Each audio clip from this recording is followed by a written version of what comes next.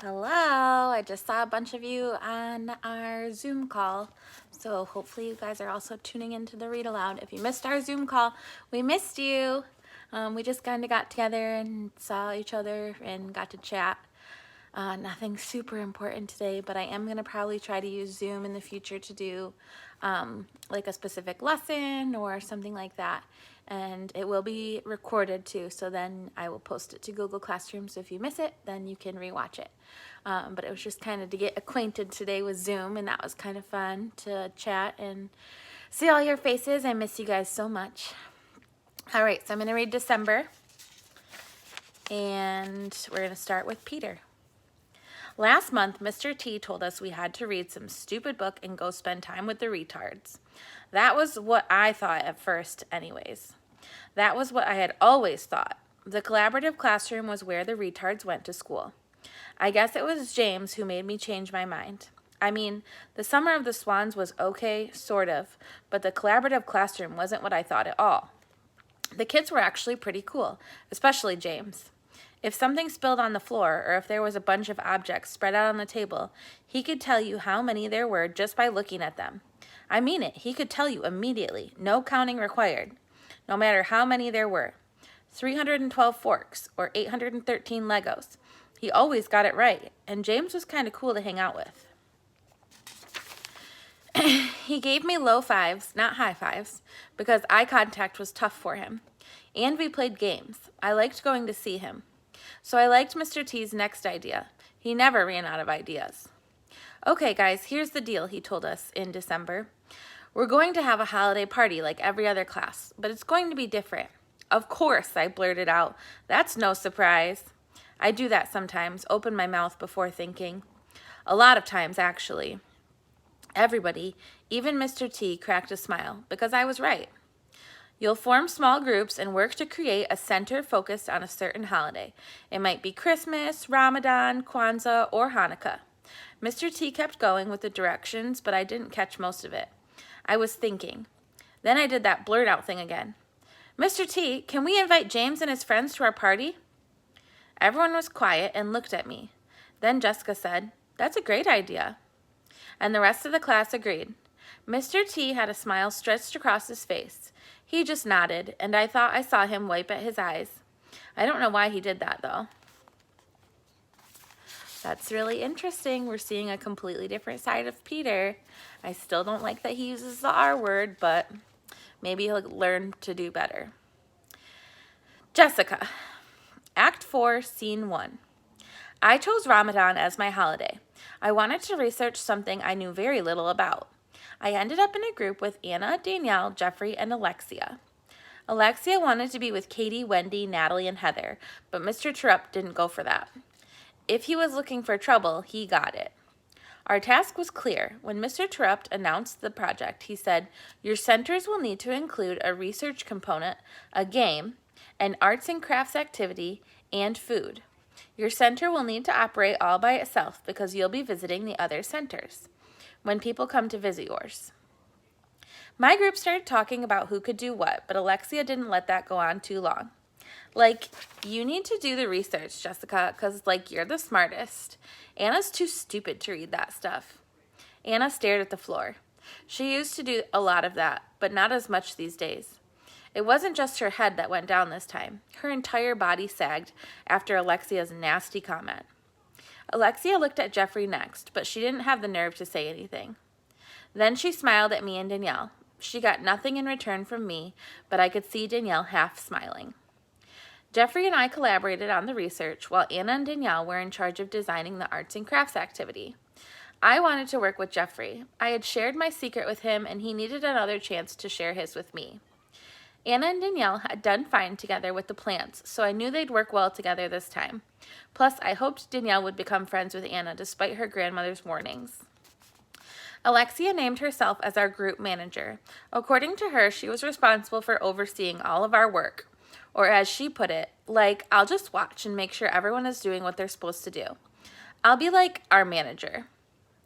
I think she meant boss.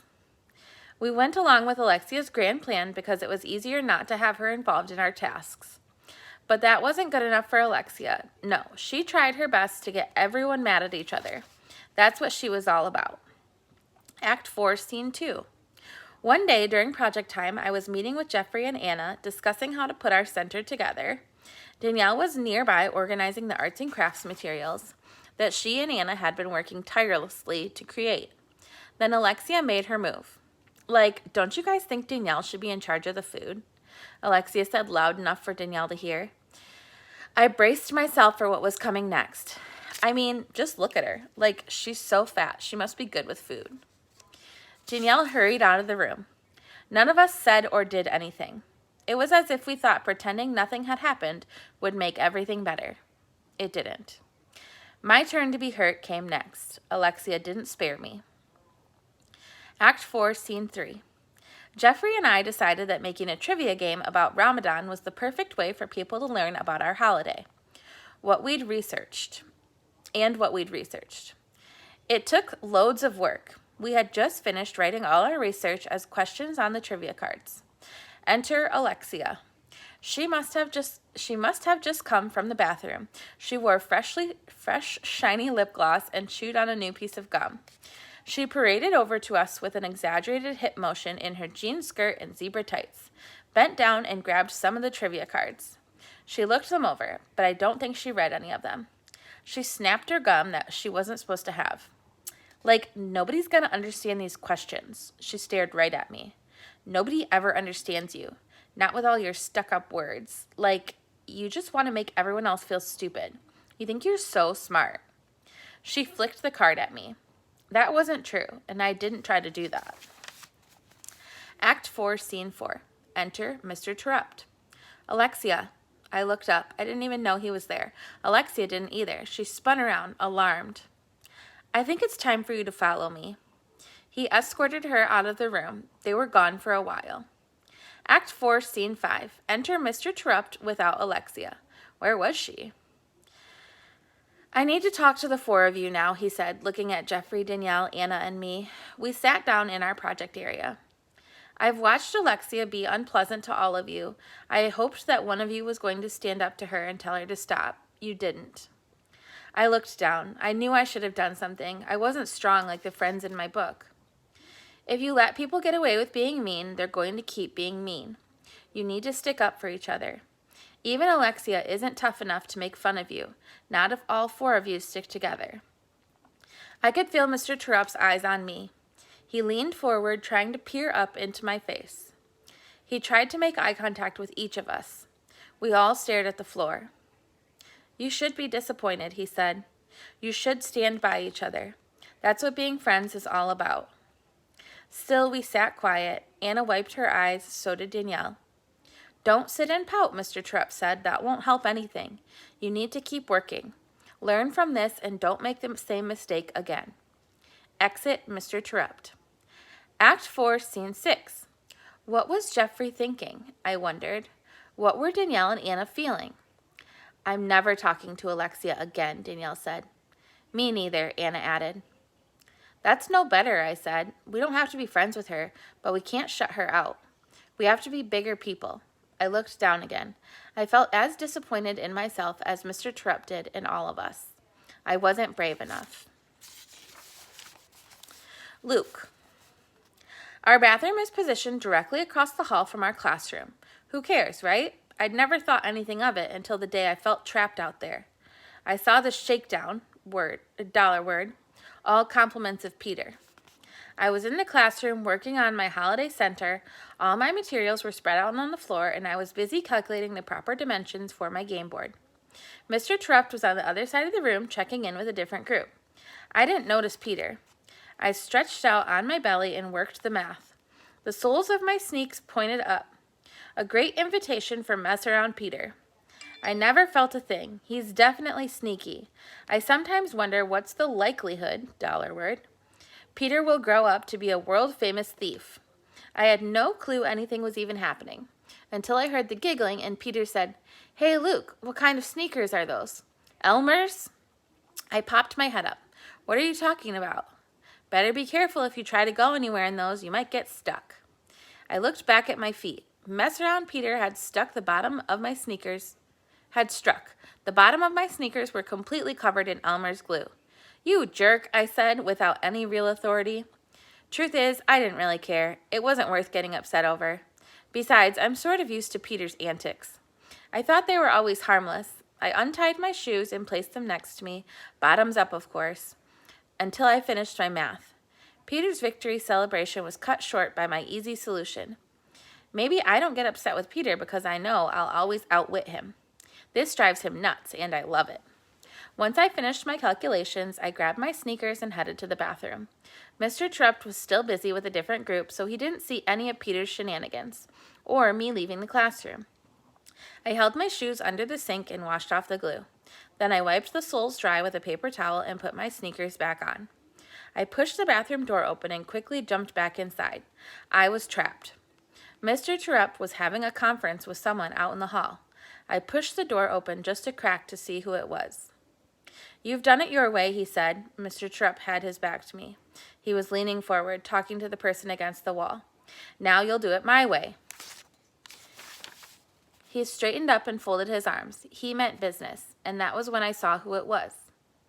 Black and purple streaks covered her cheeks, a combination of her makeup and tears. Alexia, crying. I had never seen or heard of Alexia crying before. "I like you, Lexi. I want some of your classmates to like you, too. I'm trying to help. I want you to be friendlier," $word. "I will not tolerate your meanness anymore."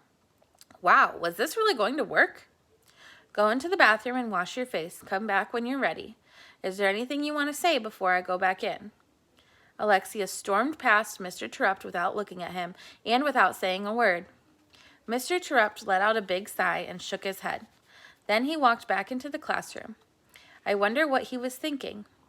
I decided not to say anything about my sneakers. It didn't seem important. Mr. Terupt had more serious matters on his plate, like discipline, $word. I waited a few minutes before following Mr. Terupt into the classroom. I didn't want it to seem obvious that I'd been eavesdropping, but I was eager to tell somebody about what I'd just seen. That's why I think I walked into the classroom a little rushed and wasn't really paying attention. Even if it had been, it probably would have happened. Even if I had been, it probably would have happened. I'd barely walked through the door before I stepped in a puddle of water. My feet went up and my arms flew out. I flailed like an ostrich, trying to catch its balance. Somehow, I managed to stay upright after sliding across the linoleum floor to the carpet. Mr. Terupt was having a serious conversation with Jessica, Danielle, Jeffrey, and Anna, so he didn't see any of this. But Peter, Ben, Nick, and some of the other guys rolled around in hysterics. I knew what they had done. Or should I say, what Peter had done. He likes to put his thumb over the opening of the drinking fountain, $word, and push the button. It's another one of his infamous stunts. This one makes the water shoot all the way to the door. That was how the puddle miraculously appeared on the floor. Whether Peter meant to have the water on the floor or if it just ended up there after he sprayed someone else, I don't know. Either way, it doesn't matter. I didn't have time to do anything about it because someone else came through the door just after me. She must have been making her rounds, going from class to class just to visit for a few minutes. Today was her unlucky day. Mrs. Williams took one step into our classroom and hit the water. I felt sorry for her. She was wearing a navy blue suit, a jacket and skirt with high heels. She wasn't able to keep her balance. Her foot shot way out to the side as soon as it touched the puddle. I thought she was going to do a split, but then her other foot touched the water and slid forward. Mrs. Williams fell backwards with her arms grabbing empty air. She landed smack on her back, right in the water, with her legs stuck in the air. That was when I saw my principal's underwear. I couldn't believe it. I knew I shouldn't keep staring, but I couldn't look away. We all gawked at her multicolored flower underwear, and that's not the best of it, or the worst of it if you're Mrs. Williams. Her underwear was a bit discombobulated. In other words, she had a wedgie. It was unbelievable. I'll never forget it, not as long as I live. I swear it. It was the day I saw my principal's underwear and more. Mr. Terupt rushed over to help her. The rest of us fought to keep from laughing. It was our principal, after all. Even Peter wasn't snickering. He actually looked nervous.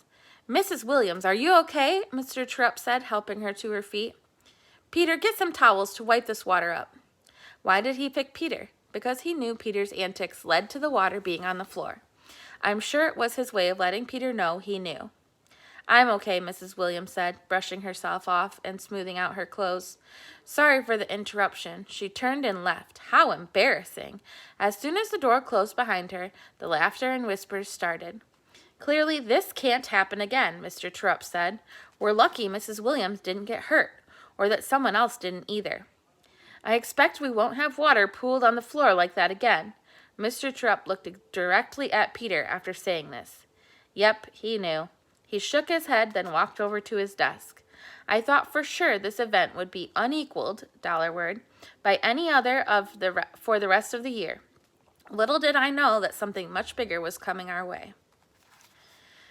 Teach was like, Alexia, I think it's time for you to follow me. Oh, this is Alexia's portion. I went into the hall with him. He closed the door behind us. Teachers had done this stuff with me before. I was like, it's no big deal. I didn't even give Teach a chance. They're being so mean to me, I blurted out. They won't let me do anything. Jessica thinks like she's the boss. But this is where Teach was different again. Wrong, he said. Stop. But he put both hands up. Just stop, he said. I was quiet. He looked right at me. You're lying, and I don't like liars, he said. You're being mean, and I don't like mean people. I felt real tears coming. I didn't want to cry. Not for real. I squeezed my teeth together and scrunched my eyes. I held my purse hard with both hands. You're acting like the meanest girl I've ever seen, he said. I couldn't help it. The tears came. I was really upset. I looked down at the floor. I'm not being unreasonable, Lexi. I was like, yes, you are, but I didn't say anything. I'm telling you the truth, and sometimes the truth can hurt. I kept my head down. I pulled a tissue from my purse and wiped my eyes. He was being a bully. I know you're not mean deep down inside, Teach went on, so stop acting like you are. Miss Kelsey has told me some amazing things about you in her room. He didn't get it. Nobody was going to be my friend. I know, because that's how it was before. Kids made fun of me because of my clothes, because of how I talked. Leopard Lexi and Lexi-like, they called me. And then one day in 3rd grade, I attacked back. I yelled at some girl like Mom and Dad yelled at each other. And after that, no one wanted to be friends with her. It didn't matter that what I said was a lie. They ditched her and became my friends instead. Just like that, I became the leader. All of a sudden, I was getting all kinds of attention, unlike at home. Mom was around, but usually too upset over Dad, because he was never around, to worry about me. And then last year, she hit her limit and threw Dad out of the house. Mom told me then, Alexia, don't let people push you around like your father did to us. You take charge and fight back. So there's no way I'm going back to being nice. Nobody's going to make fun of me again. I don't remember anything else Mr. Terupt said. I was too mad to listen. I hate you, Mr. Terupt. Interesting section about Alexia, because we've been kind of wondering what her underlying issues were as a character and why she was acting the way she was. Jeffrey. Did it help? I asked Jessica one day in our Ramadan group. We were just doing some research on the computer. What? She asked. Did telling help, like I to B?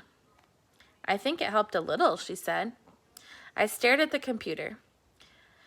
I'm listening, she said. You won't tell anyone? I said. I won't tell, she said. Promise. 'Cause nobody knows any of this. I just moved here last year, halfway through the school year, and nobody knows anything about me. I won't tell, she said again. I'm not sure why I believed her, but for the first time ever, I told someone my secret. My brother's name was Michael. The football cards were his. He was older than me. He had Down syndrome and leukemia and was real sick, so my parents had me in order to save him. I could feel Jessica looking at me after telling her that last part, but I kept staring at the computer. They gave Michael my stem cells, special cells that can turn into anything else in your body, hoping that they would become what Michael needed. It worked for a while, but then he got sick again. He was in and out of the hospital a lot, so that's how I learned about kids with special needs. I stopped. The computer was quiet. Jessica hadn't pushed anything on the keyboard. She was listening. Then the summer before 4th grade, I gave my bone marrow to Michael. It was his last chance. Everything else had failed. I stopped again. My throat was tightening around the lump in it. It was going to be hard to tell the rest. What happened? Jessica said. It worked, but not fast enough. Michael got sick before his body could fight the cancer off. I didn't save him. The screensaver bounced around. I stared at it. Then Jessica said something no one ever said to me before. It's not your fault, Jeffrey. I got up and walked to the bathroom. I had to. Anna. I never had a teacher stick up for me before. I get picked on and made fun of, and my teacher never did anything. Maybe because I never did anything either. I didn't cry or get upset. I just stayed quiet. Maybe it seemed like it didn't bother me, but nobody's got skin that thick. Mr. Terupt did something. I loved him for that. He wasn't real happy about it, though. He wanted us to do the sticking up for each other. I didn't know if I could do that, but with Jessica and Danielle by my side, I knew I'd try. Mr. Terupt was right about that.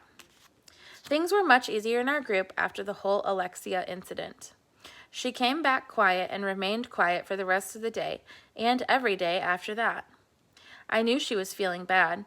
A lot of girls had felt the same way because of her, so I figured it was only fair. But it bothered me too. Mom has always told me, we don't have enough days to waste being upset or sad. You've got to be happy and have fun, Anna. I think Mom's positive attitude is pretty amazing, especially after all she's been through. And I think she's right. We weren't mean to Alexia, but we left her alone.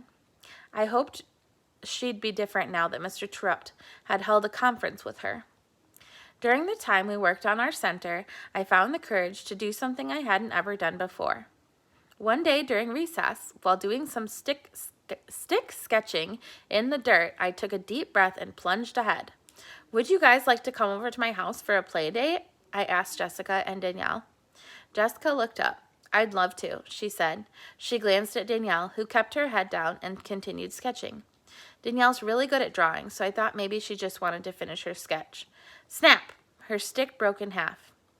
But I'll need to check with my mom first, Jessica added. Me too, Danielle said, but she didn't look up. Let me ask my mom. You don't have to come over if you don't want to, I said to Danielle. No, I want to, she said, looking right at me this time. I believed her. Then she looked away. But I need to get permission. The recess whistle blew. Danielle had drawn 3 girls holding hands in the dirt. I smiled. They both wanted to come over. I just hoped their mothers said yes. Danielle. The holiday centers turned out great.